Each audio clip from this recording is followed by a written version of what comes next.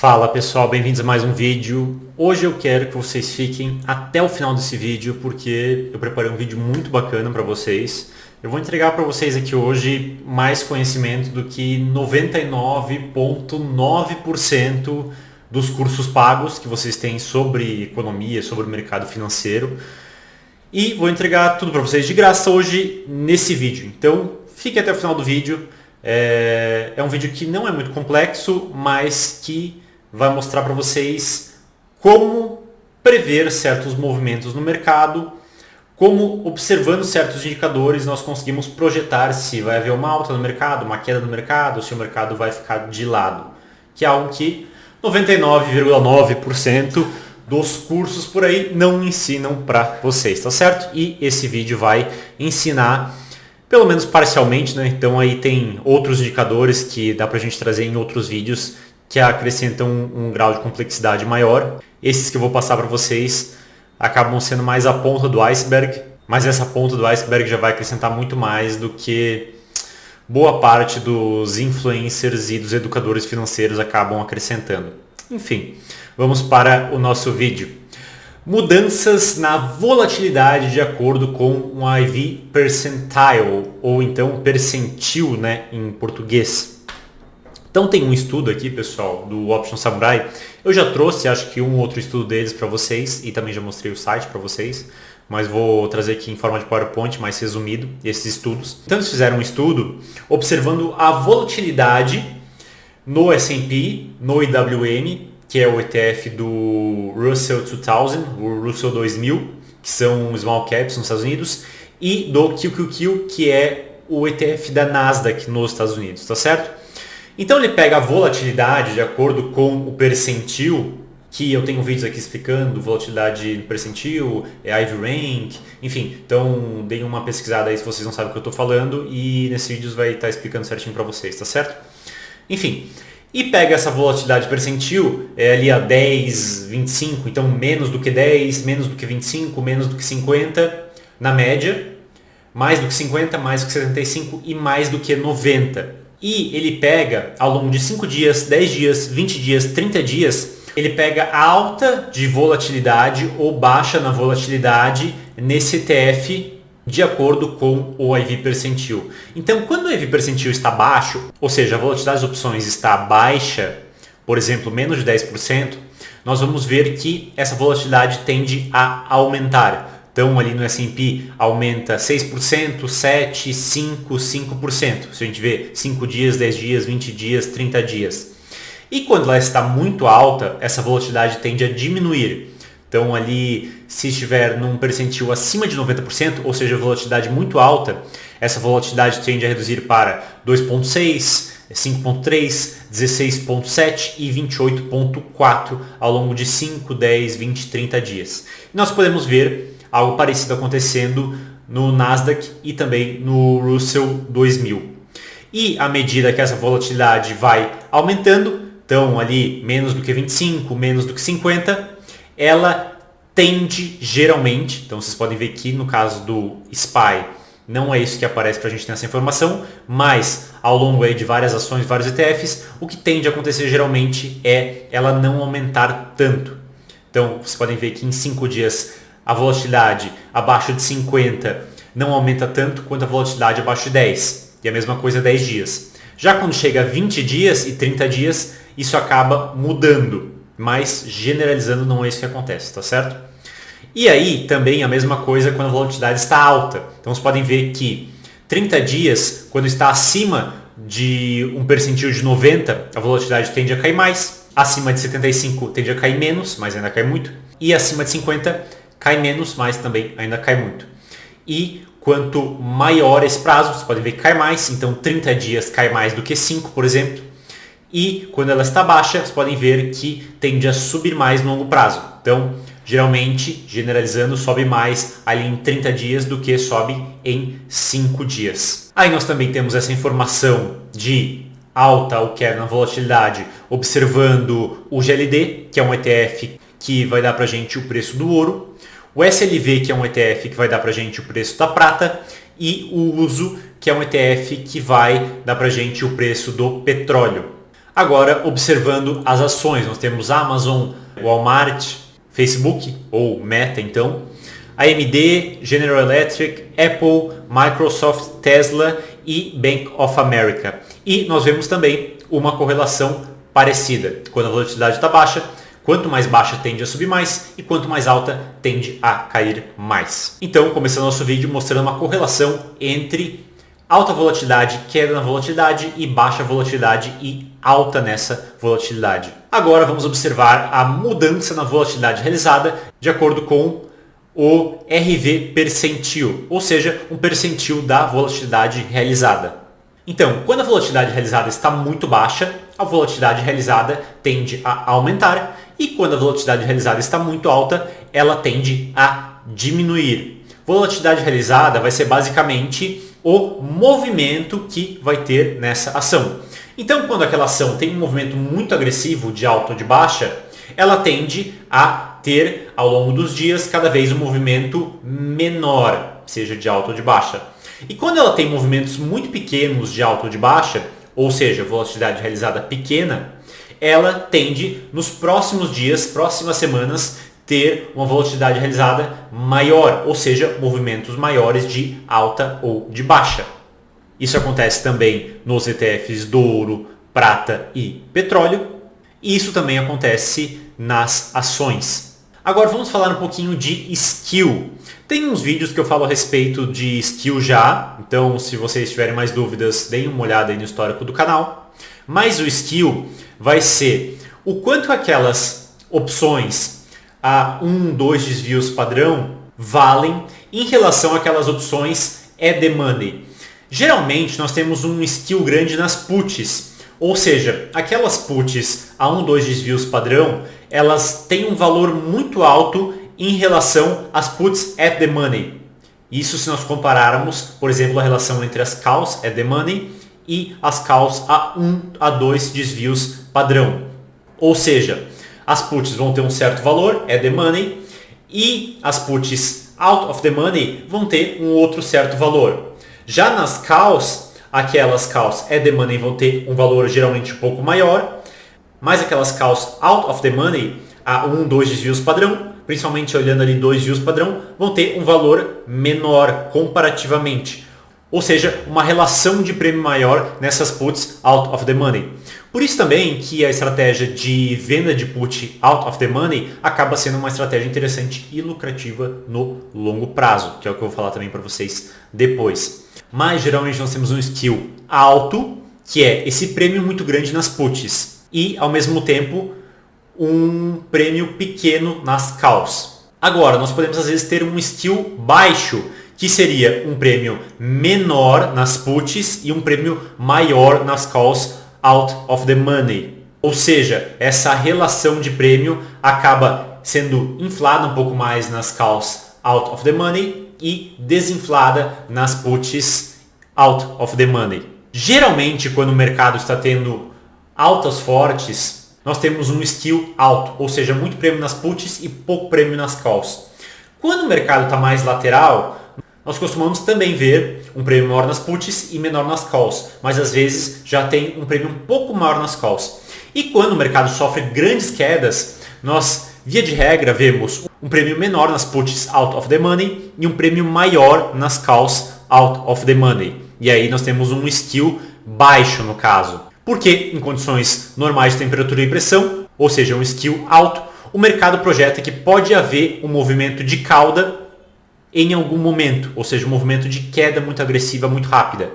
E depois do mercado sofrer essa grande queda, o mercado projeta que pode ter um movimento de cauda, só que para cima, um movimento de cauda de alta. E aí por isso que aquelas calls out of the money vão ter um prêmio maior em relação a essas puts out of the money, em relação a essas calls at the money, na linha do dinheiro. Então o mercado está tendo altas muito fortes. Pode ser que ele continue nesse movimento de alta, pode ser que ele lateralize, mas existe uma probabilidade cada vez maior, quanto mais tempo ele passa nesse movimento de alta, de ter uma correção agressiva. E depois dessa correção agressiva, dessa queda agressiva, existe uma probabilidade cada vez maior, quanto maior for essa queda agressiva e quanto mais rápida também for essa queda agressiva, de haver uma alta agressiva. E aí isso explica esse skew maior nas puts, skew maior nas calls. E utilizando esse skew nós conseguimos também tentar projetar o que o mercado vai fazer. O que o mercado de opções está projetando que vai acontecer, e isso vai acabar dando um edge para a gente, vai acabar dando uma vantagem quando nós observamos como o mercado está precificando o skew dessas opções. Então agora mostrando para vocês que nós temos as calls e as puts at the money, e esse skew é uma volatilidade maior nas opções a 1 e principalmente 2 desvios padrão, comparado às calls e as puts at the money. Geralmente nós vamos ver um skew maior nas puts, mas em certos momentos nós vamos ver um skew maior nas calls, ou então um skew equilibrado entre os dois. Outro ponto importante é que, geralmente, olhando para o longo prazo, o skew tende a ser menor. E quanto mais curto prazo nós analisamos, tipo aquelas opções com vencimento semanal, elas tendem a ter um skew maior. E aquelas opções com vencimento de 6 meses, 1 ano, por exemplo, tendem a ter um skew menor. Ou seja, essa relação de aumento na volatilidade nas pontas tende a ser menor no longo prazo do que no curto prazo, generalizando, nem sempre é o caso. Então aqui, olhando os dados agora, nós podemos ver o S&P 500, a mudança no skew depois de atingir certo skew percentile. Então, quando esse skew está muito baixo, ele depois de 5, 10, 20 dias tende a aumentar, e quando ele está muito alto, ele tende depois de 5, 10, 20 dias a diminuir. Agora observando a mudança no S&P 500, no ETF SPY, que representa o S&P 500, de acordo com o skew percentile. Nós podemos ver que quando esse skew está muito baixo, o mercado tende em 5, 10, 20 dias a subir. E quando esse skew está muito alto, o mercado tende em 5, 10, 20 dias a ficar lateral. Então vocês podem ver aí 0.03 de alta, 0.06 de alta e 0.07 de alta. E esse skew está muito ligado à volatilidade e está muito ligado também a movimento. Então, quando há movimentos agressivos de queda, nós tendemos a ter um skew menor, e movimentos de alta contínuos nós tendemos a ter um skew maior. E em movimentos de quedas nós também tendemos a ter mais volatilidade.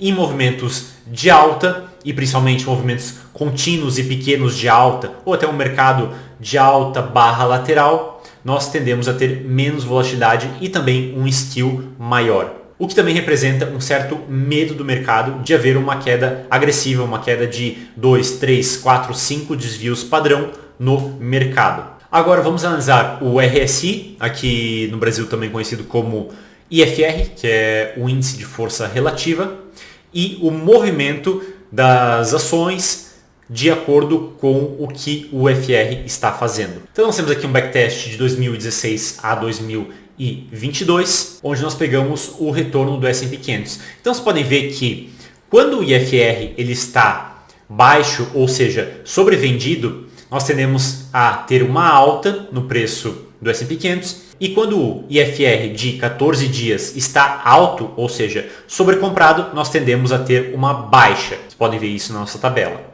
A mesma coisa no Nasdaq e a mesma coisa no Russell 2000.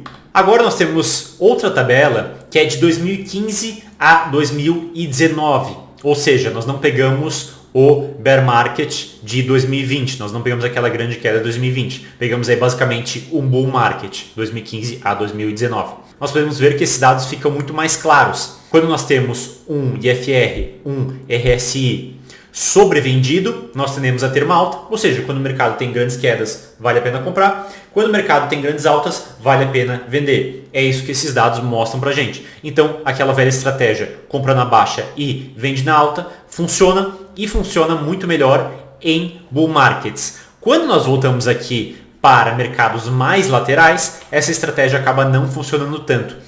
E ela também não funciona porque nós estamos pegando o IFR de 14 dias. Se nós pegássemos um IFR de, por exemplo, 2, talvez 3 meses, talvez 6 meses, essa equação em mercados mais laterais ou mercados onde existe uma grande queda, vão acabar tendo um retorno melhor quando nós temos esse mercado de grandes altas e grandes quedas. Mas quando nós pegamos só bull markets, aí sim, essa estatística de ter um IFR mais de curto prazo acaba sendo interessante, porque nós temos uma tendência de alta e aí pequenas correções ao longo dessa tendência de alta. Vale a pena eu comprar e vender mais vezes.